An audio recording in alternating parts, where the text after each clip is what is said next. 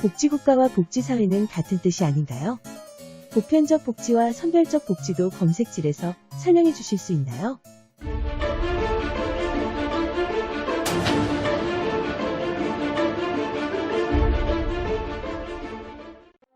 지구의 생명체 중 원래의 주인이었던 공룡이 모두 멸망한 이후 인류는 지금으로부터 약 500만 년 전에 유인원이라는 모습으로 시작했습니다.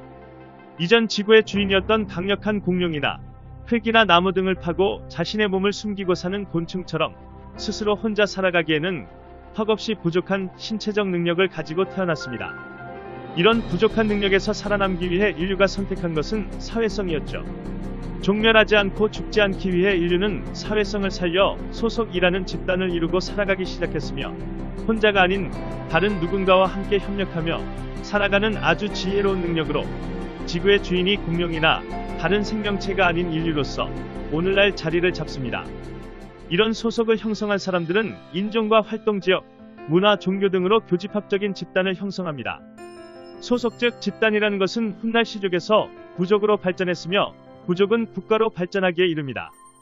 그리고 문명이라는 것을 일으키며 인간이 살아감에 있어 꼭 필요한 다양한 것들을 발명하고 국가와 도시를 만들었습니다.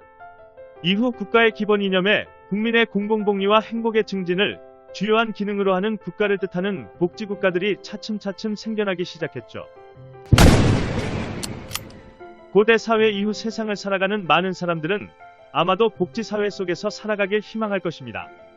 복지사회는 모든 사람들이 쾌적하고 안정된 생활 속에서 살아가며 행복하게 살아가는 사회를 뜻합니다. 국가는 사회에 소속된 모든 사람들이 고난 없이 살아가며 안정된 사회 구성원으로 살아가길 바라지만 그렇지 못하는 사람들이 발생합니다. 국가는 어떠한 기준을 삼아 국민을 층층이 나누어 구분 또는 관리하죠.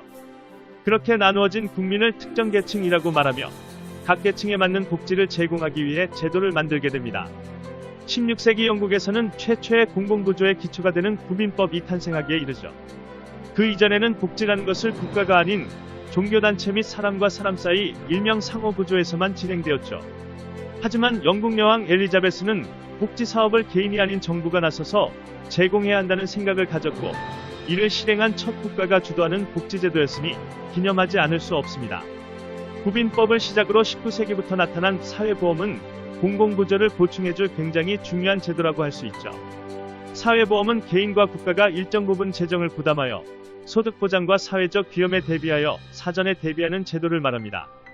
복지제도가 공공구조로 실행되면서 많은 사람들에게 혜택이 주어졌을 것이라 생각이 들 법합니다. 국가 재정을 복지가 필요한 국민들에게 사용한다는 것은 당시 문화에서 큰 이슈가 될 만한 사건이었기 때문이죠. 국가의 충분한 예산을 바탕으로 필요한 대상자의 선별을 통해 인류는 좀 더 진보되었을 것이라 예상할 수 있습니다. 하지만 복지제도가 시작된 태초에는 보편적 복지가 아닌 선별적 복지에 치중되었습니다. 우리는 보편적 복지와 선별적 복지라는 말부터 이해해야 할 것입니다. 보편적 복지를 쉽게 설명하면 누구든 국가가 주도하는 제도에서 복지 서비스를 제공받을 수 있죠. 즉, 부자이던 가난한 사람이던 보편적 복지 안에서는 모두 복지 서비스 수혜자라는 뜻입니다.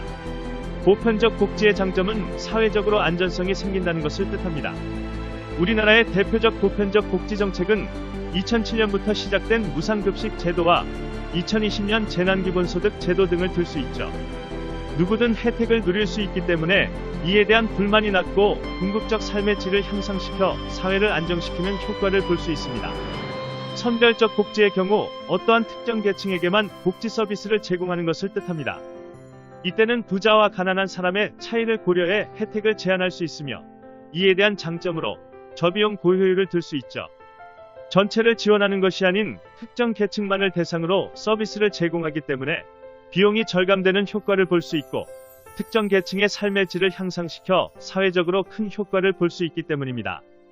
우리나라의 대표적 선별적 복지 정책은 1990년대 말부터 시작된 건강보험, 국민연금, 고용보험, 산재보험 등이 있습니다.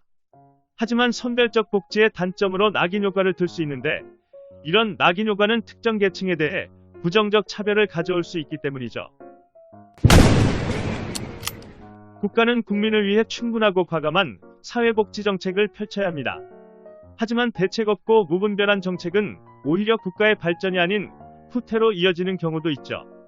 최초로 공공구조를 시작한 영국은 세계 2차 대전이 끝난 후 사회보장제도의 완벽한 실시를 주장하며 1942년 경제학자 베버리지가 영국의 수상 윈스턴 처칠에게 제출한 보고서를 바탕으로 요람에서 무덤까지라는 슬로건을 내걸으며 과감한 복지정책을 펼쳤었습니다. 1970년대에 이르러 영국 국민들은 노동하지 않고 사회보장에 기대려는 도덕적 나태함이 만연하였고 그 결과 실업률이 10%를 넘어서고 맙니다.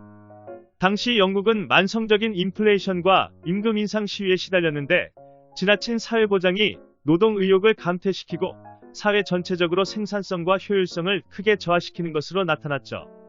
재미있고 웃긴 사실은 훗날 프랑스와 독일, 스웨덴 등에서도 영국의 복지정책을 따라 복지국가가 되기 위해 노력했으며 오늘날 선진복지국가를 이룩했다는 점입니다.